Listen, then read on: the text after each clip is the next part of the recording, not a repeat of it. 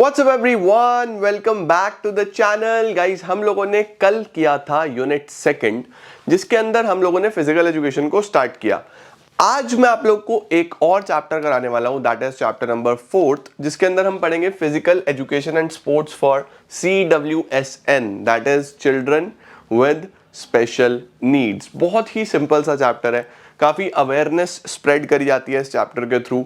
बहुत easy, simple और बढ़िया तरीके से आप इसको तैयार कर सकते हो। तो आइए जल्दी से शुरू करते हैं, इसको समझते हैं और सारे टॉपिक्स कवर करते हैं। चलिए जल्दी से लेट्स बिगिन।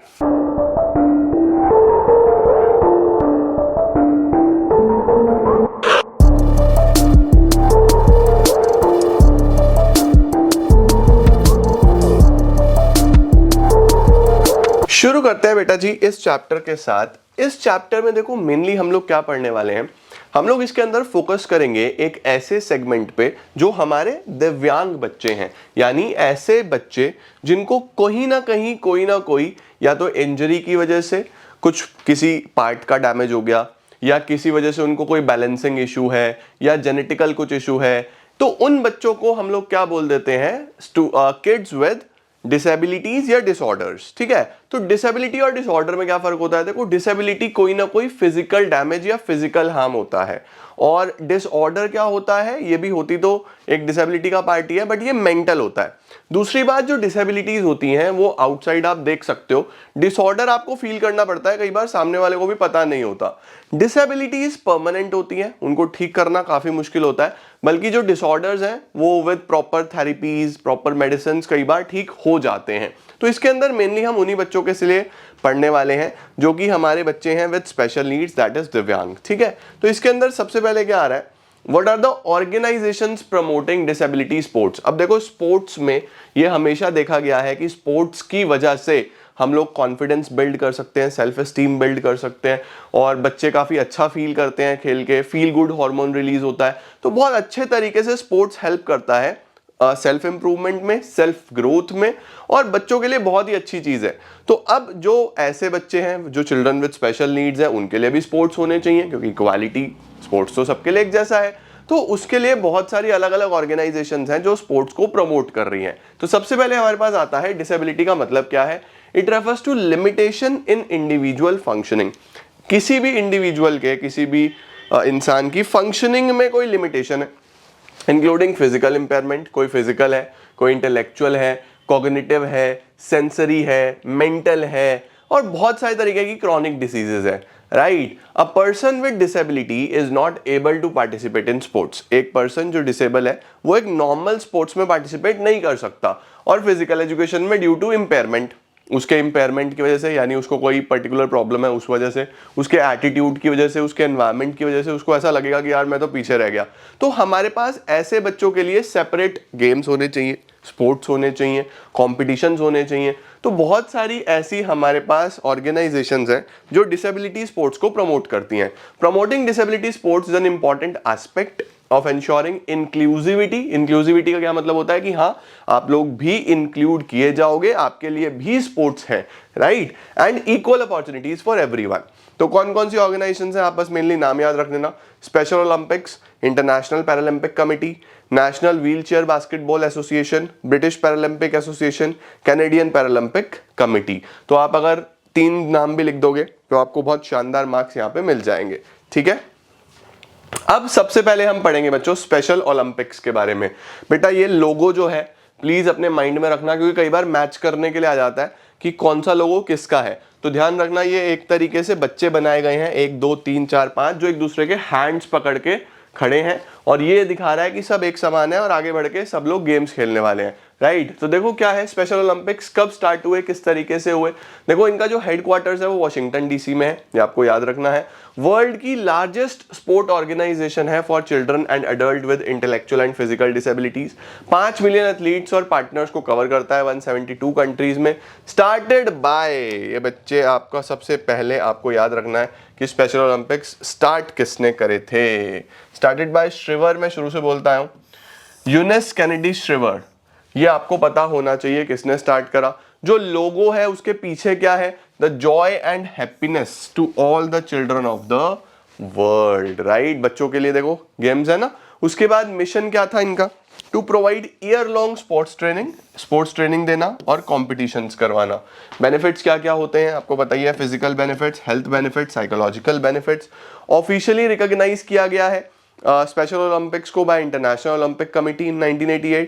इसके अंदर बहुत सारे प्रोग्राम्स कवर करे जाते हैं, जैसे कि young athlete programme, unified sports programme, healthy athletes programme. ठीक है, सबसे पहले 1968 से चालू हुआ शिकागो में, ठीक है, और अभी जर्मनी 2023 में लेटेस्ट ये कराए गए हैं।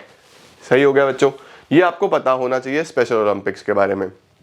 सिमिलरली हमारे पास एक और गेम्स हैं जो ऑर्गेनाइज कराए जाते हैं, जिनको हम पैरालंपिक्स बोलते हैं, राइट। अब पैरालंपिक्स का लोगो आपको ध्यान रखना है, इस तरीके से 3 लाइंस हैं, रेड ब्लू ग्रीन, राइट, और ये इसका लोगो। अब देखो, स्पेशल ओलंपिक्स पता होना चाहिए लोगो, पैरालंपिक्स का लोगो भी आपको पता होना चाहिए, ठीक है। तो पैरालंपिक्स का क्या मतलब होता है बेटा, पैरालंपिक्स जो है हमारे पास 2 वर्ड से बना है, पैरा और ओलंपिक्स। मैंने यहाँ पे मेंशन भी किया है, मैं आपको दिखा देता हूँ।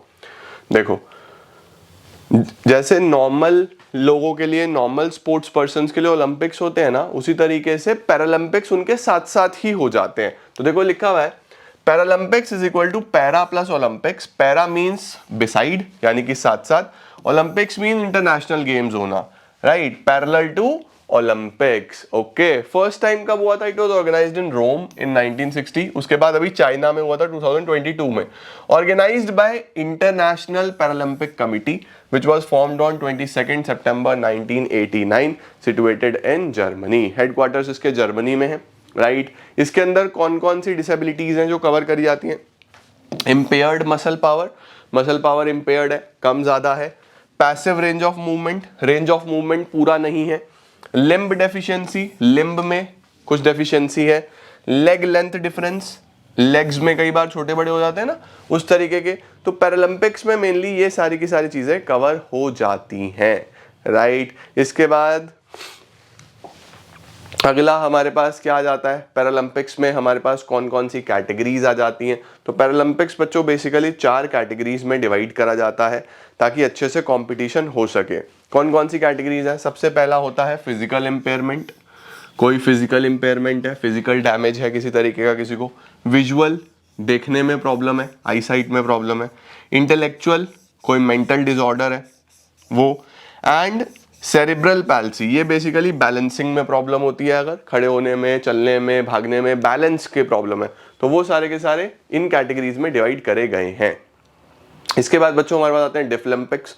डेफलंपिक्स है हमारे पास ओलंपिक्स फॉर द डेफ, जो बेसिकली सुन नहीं सकते, उनके लिए गेम्स बनाए गए हैं। तो देखो क्या है, these are periodic series of multi sport event sanctioned by International Olympic Committee at which deaf athletes compete at elite level. The athletes are guided by waving flags and using lights. अब देखो उनको सुनाई तो देगा नहीं, normal Olympics में तो whistle होती है, कई ओलंपिक्स में वो गन का यूज करते हैं, राइट। तो अब इनको तो सुनाई नहीं देगा, तो वहां पे टॉर्च यूज करी जाती है, फ्लैग्स यूज करे जाते हैं अलग अलग सिग्नल्स देने के लिए। गवर्निंग बॉडी कौन सी है, International Committee for Sports for Deaf, organised after every 4 years। Logo जो है उनका ये है, देखो लोगो बेसिकली 1 2 3 4 5 इसके अंदर कलर्स हैं, जो आपको अलग अलग तरीके से यूनिटी दिखा रहा है ना। तो देखो, लोगो tie together strong elements that is sign language, deaf international cultures, unity and continuity. सही है। और जो सेंटर है, इट रिप्रेजेंट्स द आइरिस। देखो यहाँ पे जो सेंटर है वो ये वाला, ये रिप्रेजेंट करता है आइरिस ऑफ द आई, ठीक है। चलो भाई, ये हमारे पास डेफलंपिक्स का लोगो हो गया, आपको पता होना चाहिए। अब आता है हमारे पास एक कॉन्सेप्ट जिसको बोलते हैं classification and division in sports. ये आपको पता होना चाहिए, what is classification, what is डिविजनिंग। अब देखो, क्लासिफिकेशन का मतलब है कि भैया हर खिलाड़ी को सेम कैटेगरी में तो नहीं खिला सकते ना, किसी का वेट ज्यादा है, किसी का वेट कम है, किसी की हाइट ज्यादा है, किसी की हाइट कम है, किसी की एज ज्यादा है, किसी की एज कम है।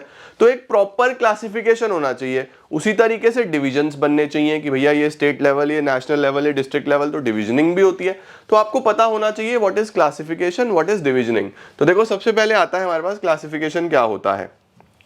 क्लासिफिकेशन मीन्स, देखो, the concept of classification and divisioning is a process used in disability sports for providing even and fair competition। आपका कंपटीशन आपके जैसे एथलीट के साथ होना चाहिए ना, आपकी सेम कैटेगरी में होना चाहिए, सेम वेट सेम हाइट, वो अलग अलग क्राइटेरियाज हैं, वो मैं अभी आपको दिखाऊंगा, राइट। आगे क्या लिखा हुआ है, the purpose is very much similar to grouping system used in main stream sports according to their age group. अब देखो एज ग्रुप के बेसिस पे ग्रुपिंग करी जा सकती है, जेंडर के बेसिस पे, वेट के बेसिस पे, उसके अलग अलग क्राइटेरिया हो सकते हैं। Classification process adopted by Paralympics assign categories to athletes based on different types of disabilities कौन कौन सी हैं। On the other hand divisioning process of Special Olympics is perform based systems on grouping athletes based on their skill level. जो divisioning करी जाती है, जो divisions बनाए जाते हैं, वो स्किल लेवल पे बनाए जाते हैं कि किस स्किल का खिलाड़ी है, उसके हिसाब से चीजें करी जाएंगी। ओके, अब देखो क्लासिफिकेशन किस तरीके से करी जाती है पैरालंपिक्स में और उसका क्या प्रोसेस है। देखो Paralympic games through the international Paralympic committee IPC has developed classification process which can contribute to sporting excellence for all the athletes and sports in Paralympic movement and providing equitable competition। अब देखो बच्चों इसके पीछे ये 3 शब्द जरूर लिख के आना कि जो क्लासिफिकेशन है उसके पीछे क्या मकसद है। नंबर 1 सबसे पहले स्पोर्टिंग एक्सीलेंस लेके आना, दूसरा स्पोर्ट्स कराना प्रॉपर पैरालंपिक मूवमेंट में, और इक्विटेबल कंपटीशन लेके चलना। इक्विटेबल कंपटीशन का क्या मतलब होता है कि सब एक समान होकर आगे बढ़ के काम करें, ठीक है। Classification is undertaken to ensure that athletes impairment is relevant to sport performance and to ensure that athlete competes equitably with other athletes। देखो मेन जो मकसद है वो फेयर चांस मिलना है। ऐसा नहीं होना चाहिए कि एक का इम्पेयरमेंट ज्यादा है एक का इम्पेयरमेंट कम है, उनको आपस में कंपीट करा दिया तो जिसको इम्पेयरमेंट कम है वो जीत गया। तो इस तरीके से नहीं होना चाहिए, प्रॉपर क्लासिफिकेशन होना चाहिए, सेम लेवल पे कंपटीशन होना चाहिए, राइट। आगे क्या लिखा हुआ है, according to the IPC the classification, what is IPC, International Paralympics Committee, ठीक है। The classification process serves 2 role. Classification के 2 रोल्स होते हैं। Number 1 determine who is eligible. सबसे पहले तो ये देखना कि इस पैरालंपिक्स गेम के लिए एलिजिबल कौन कौन है, एक्चुअल में वो इंपेयरमेंट ऐसा है भी जो पैरालंपिक्स में कंसिडर किया जाए या फिर वो छोटा मोटा कोई इंपेयरमेंट है, पहले तो यही देखना।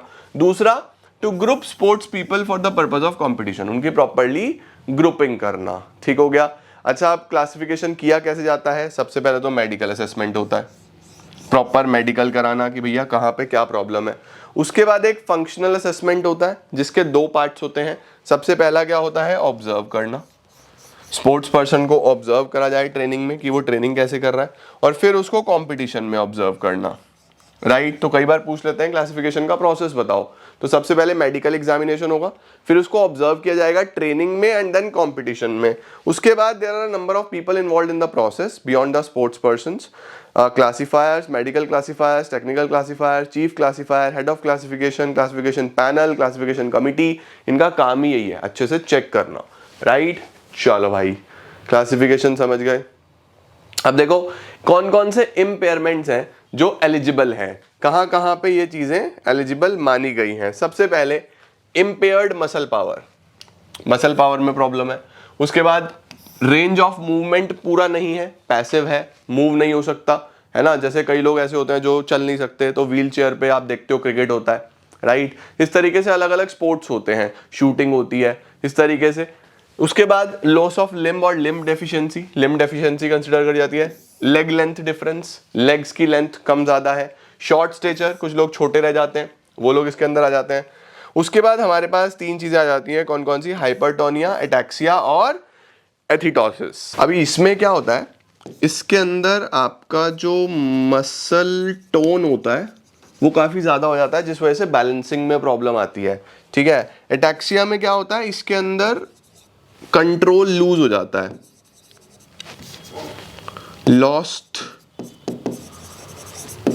कंट्रोल ऑफ मूवमेंट, ठीक है।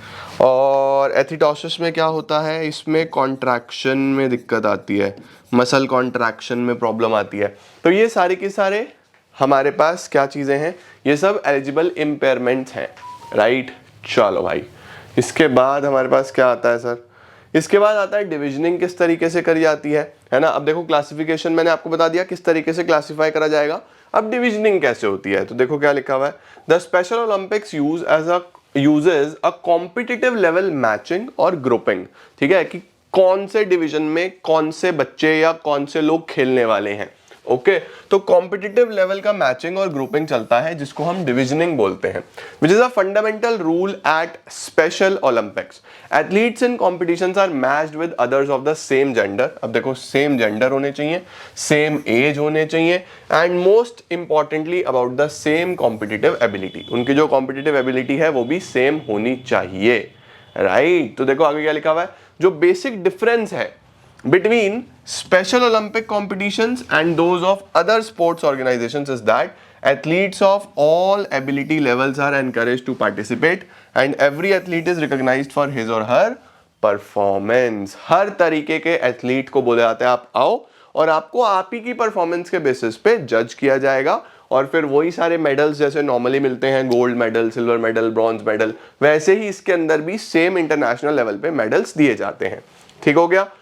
इंप्लीमेंटेशन, अच्छा डिविजनिंग कैसे होता है बेसिकली, तो देखो क्या लिखा हुआ है, N athletes ability is the primary factor. सबसे पहला जो फैक्टर होता है डिविजनिंग में वो किसी भी एथलीट की एबिलिटी होती है कि वो कितना एबल है ना। In divisioning special Olympic competitions the ability और team the ability of an athlete और team is determined by an entry score. अब देखो कैसे चेक किया जाता है कितनी एबिलिटी है, सबसे पहले उसका स्कोर चेक किया जाता है फॉर अ प्रायर कंपटीशन, कि जो पिछला कंपटीशन हुआ उसमें उस टीम का या उस एथलीट का कैसा स्कोर रहा, ठीक है, या फिर रिजल्ट एक सीडिंग राउंड का, प्रिलिमिनरी इवेंट का, है ना, मतलब इससे पहले जो कंपटीशन हुआ है उसमें कैसा परफॉर्म किया गया है।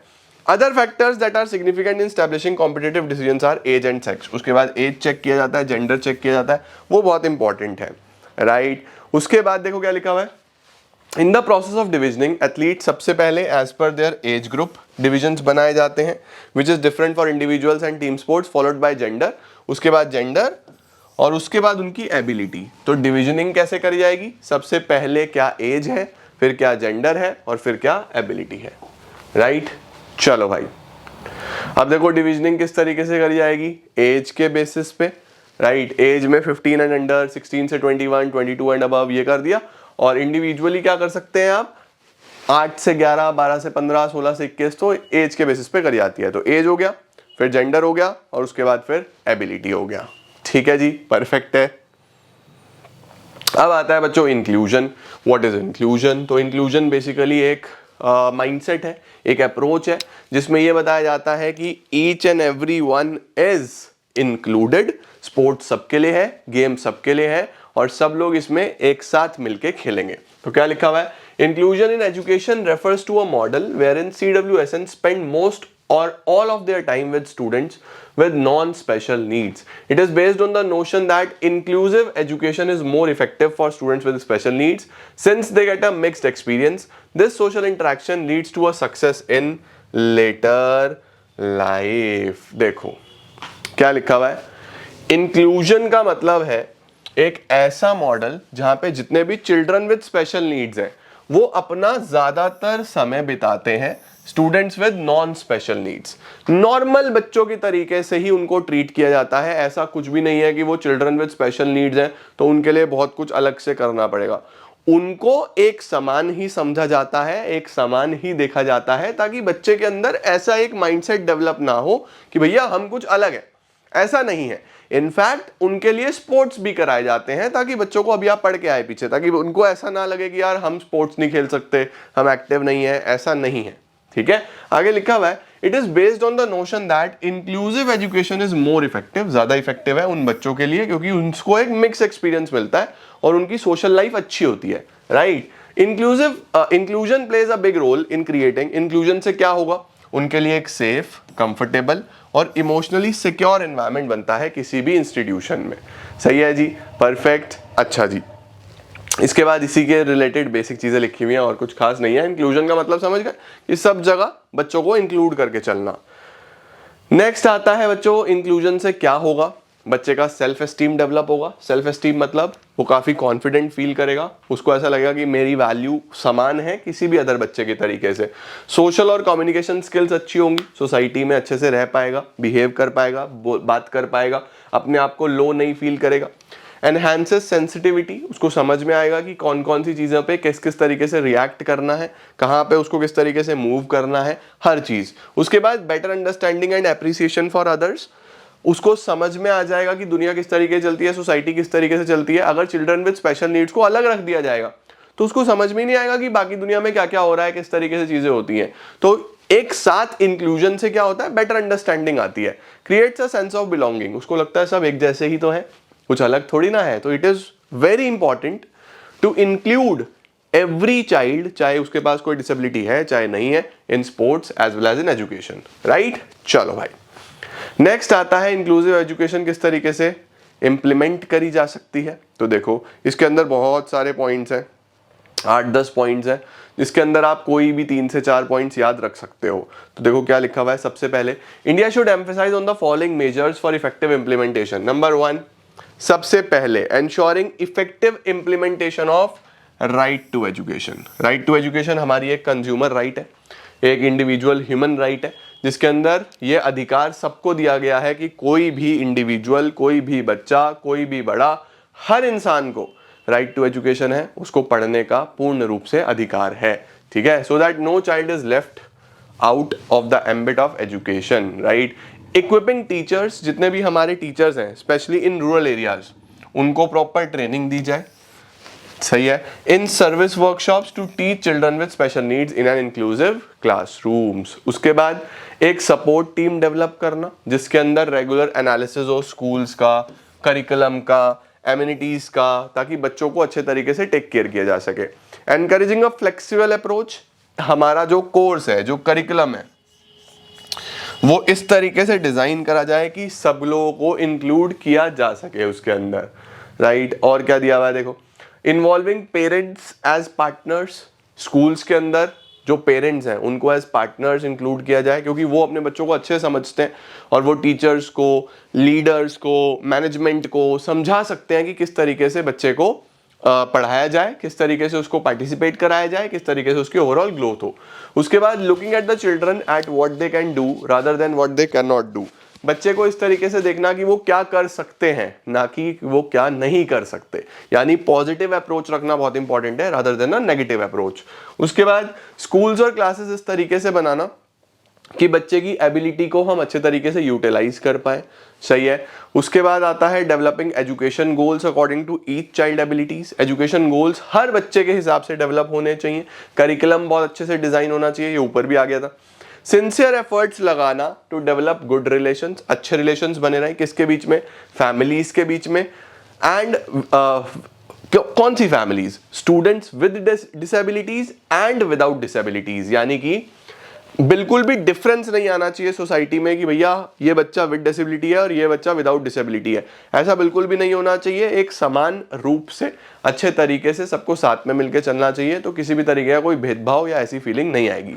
आगे क्या लिखा हुआ है, प्रोवाइडिंग स्टूडेंट्स रिलेटिंग मटेरियल, अब मटेरियल प्रोवाइड करना जैसे uniforms, books, stationery, transport, stipend for girls, boarding and lodging facilities, therapeutic services, therapy वगैरह भी प्रोवाइड करानी चाहिए। ये सब चीज़ों से क्या होगा, बच्चों को ऐसा नहीं लगेगा, जितने भी चिल्ड्रन विद स्पेशल नीड्स हैं, दिव्यांग बच्चे हैं, उनको ऐसा नहीं लगेगा कि वो अलग है, राइट। तो ये सब चीज़ें बहुत इंपॉर्टेंट होती है। अच्छा, अब जब हम ये स्पोर्ट्स कराएंगे, ये सब फिजिकल एक्टिविटीज कराएंगे, तो इससे बच्चों को क्या क्या फायदे होंगे। Number 1, physical benefits, physically strong होंगे बच्चे, है ना। तो देखो लिखा हुआ है, scientific studies have demonstrated that participation in physical activity and sports leads to improved level of wellbeing, बच्चे अच्छे, हेल्दी, फिट लगे। उसके बाद mode of recreation and fun, sports एक रिक्रिएशन और फन का मोड है।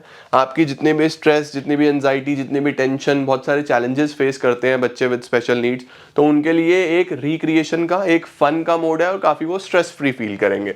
तो लिखा हुआ है, CWSN frequently miss out on social activities, recreation and fun. ऐसी एक्टिविटीज से वो इस ऑब्स्टेकल को ओवरकम कर सकते हैं। इंप्रूव्ड इमोशनल हेल्थ, अब देखो स्पोर्ट्स एक टीम स्पिरिट के साथ चलता है, स्पोर्ट्स में आपको बहुत सारी चीजें कंसीडर करके चलनी पड़ती है, it is a team game, है ना। तो वहां पे एक इंडिविजुअल इमोशनली भी उतना ही स्ट्रांग होता है, डिसीजन मेकिंग करनी पड़ती है, सोचना पड़ता है, अलग जगह पे रिएक्शंस देखने पड़ते हैं कि कहां पे कैसे रिएक्ट करना है। तो इंटेलेक्चुअली भी बच्चा ग्रो होता है, इमोशनली भी बच्चा ग्रो होता है, मेंटली भी बच्चा ग्रो होता है। तो लिखा हुआ है including physical activities is proven to decrease the rates of depression. Depression कम से कम होता है और ज्यादा अच्छी इमोशनल प्रॉब्लम सॉल्व हो सकती हैं, जैसे डिप्रेशन। आगे लिखा हुआ है channelising of the surplus energy. जो एनर्जी है बच्चों के पास, जो कहीं भी अभी तक यूटिलाइज नहीं हो रही थी, क्योंकि बच्चा स्पोर्ट तो कर नहीं रहा, आउटडोर एक्टिविटी तो कर नहीं रहा, अब जब वो स्पोर्ट्स करेगा तो वो एनर्जी अच्छे तरीके से यूटिलाइज हो पाएगी। उसके बाद साइकोलॉजिकल बेनिफिट्स। साइकोलॉजिकल क्या क्या बेनिफिट्स हो जाते हैं कि उनको साइकोलॉजिकली ऐसा लगता है कि वी आर नॉट वीक, हम खेल सकते हैं, हम भाग सकते हैं, हम सारा काम कर सकते हैं। तो इसीलिए स्पोर्ट्स में पार्टिसिपेशन बहुत इंपॉर्टेंट होता है, क्योंकि कई बच्चों की साइकोलॉजी ऐसी बन जाती है कि मुझे ये इम्पेयरमेंट है, मुझे बहुत प्रॉब्लम है, तो वो काफ़ी अंडर कॉन्फिडेंट फील करने लगते हैं। अगर वो स्पोर्ट्स खेलेंगे तो वो साइकोलॉजिकली भी बेटर फील करेंगे। उसके बाद हेल्दी लाइफस्टाइल, ये तो ऊपर भी आ गया, लगभग सेम वही चीज़ें लिखी हुई है। हेल्दी हो जाएंगे, ओवरवेट नहीं होंगे, ओबीस नहीं होंगे, और अच्छी सारे के सारे बॉडी पार्ट्स अच्छे फंक्शन करेंगे। उसके बाद इंडिपेंडेंस उनका बेटर हो जाएगा, उनको ऐसा लगेगा कि हाँ हम लोग सब कुछ अपने ऊपर अपने दम पे कर सकते हैं, हम किसी और के ऊपर डिपेंडेंट नहीं होंगे चीज़ों के लिए, राइट। अच्छा जी, नेक्स्ट लिखा हुआ है बच्चों क्या क्या स्ट्रैटेजीज बनानी चाहिए to make physical activities accessible for children with special needs.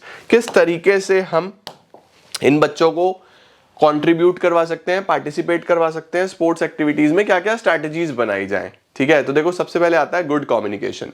Good communication का मतलब हर तरीके से उन बच्चों तक ये बात पहुंचाई जाए कि these sports are for you, आप लोग कर सकते हो, आप खेल सकते हो। उनके पेरेंट्स तक, राइट, उनके पीयर्स तक, जितने भी लोग बच्चों से जुड़े हुए हैं, अच्छे तरीके से कम्युनिकेशन हो, समझाया जाए, बात डिस्कस करी जाए, तो स्पोर्ट्स में पार्टिसिपेशन बढ़ सकता है। तो क्या लिखा हुआ है देखो, advance information about activity, space कितना चाहिए, रिसोर्स पर्सन कौन कौन से चाहिए, चेंज अगर है तो वो सब कम्युनिकेट किया जाना चाहिए बहुत अच्छे तरीके से। ठीक है, अब किस तरीके से आप इंस्ट्रक्ट कर सकते हो, वर्बल, जो बच्चे सुन सकते हैं उनको बोल के, विजुअल, जो सुन नहीं सकते उनको दिखा के, and peer teaching should be used for performing various types of physical activities so that children get opportunity to participate. ठीक हो गया, परफेक्ट है। As per the ability of the child, बच्चे की एबिलिटी के अकॉर्डिंगली, जिस भी तरीके की बच्चे की एबिलिटी है उसके हिसाब से उसको कम्युनिकेट किया जाए। तो सबसे पहला जो इंपॉर्टेंट स्ट्रैटेजी है जिससे बच्चा फिजिकल एक्टिविटीज में इन्वॉल्व हो, वो है कम्युनिकेशन। नंबर 2, दूसरा क्या है, प्रॉपर स्पेस। CWSN के लिए प्रॉपर एरियाज, प्रॉपर स्पेस उनको मिलना चाहिए जहां पे वो एक्टिविटीज कर पाए, जहां पे उनको लगे कि यार this is the surrounding, this is the environment जहां पे हम आए ही एक्टिविटीज के लिए हैं।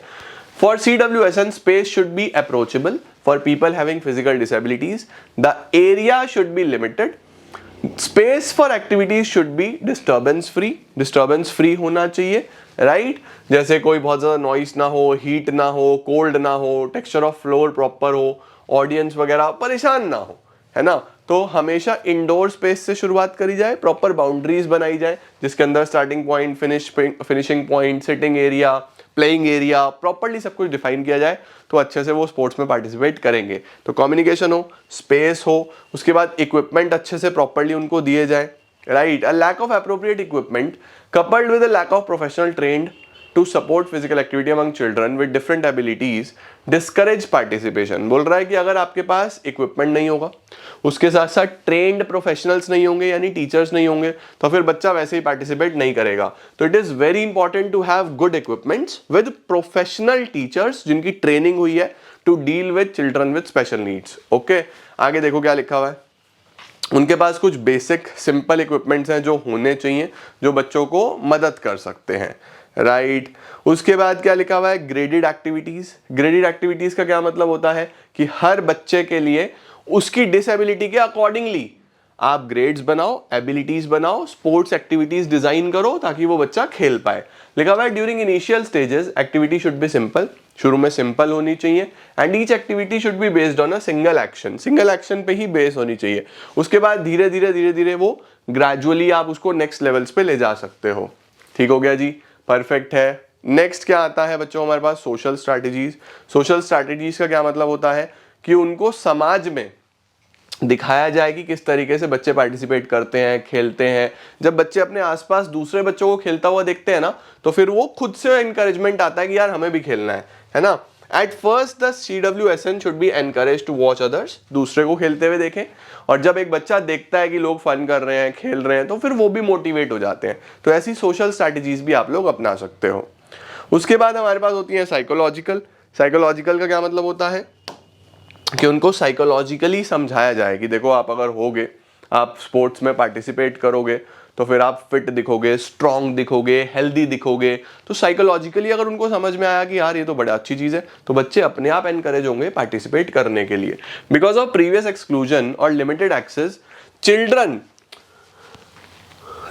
Need a lot of motivation to participate. बहुत सारा मोटिवेशन चाहिए होता है बच्चों को पार्टिसिपेट करने के लिए। It's all about the cycle of conditioning, ठीक है। Active kids who stay active grow stronger and more physically literate as they age. जितने एक्टिव बच्चे होते हैं, जो एक्टिव रहते हैं, वो स्ट्रॉन्गर ग्रो करते हैं जैसे जैसे वो बड़े होते हैं, right. The cycle of conditioning works the same way for children who don't participate. The less they do, the less they are able to do. जितना कम पार्टिसिपेट करेंगे, उतना कम वो स्ट्रांग हो पाएंगे। तो यहां पे बोला जाता है कि एटीट्यूड चेंज करने की बहुत बहुत बहुत ज्यादा जरूरत है, और हम धीरे धीरे इसी तरीके से बच्चों को समझा के उनका पार्टिसिपेशन बढ़ा सकते हैं।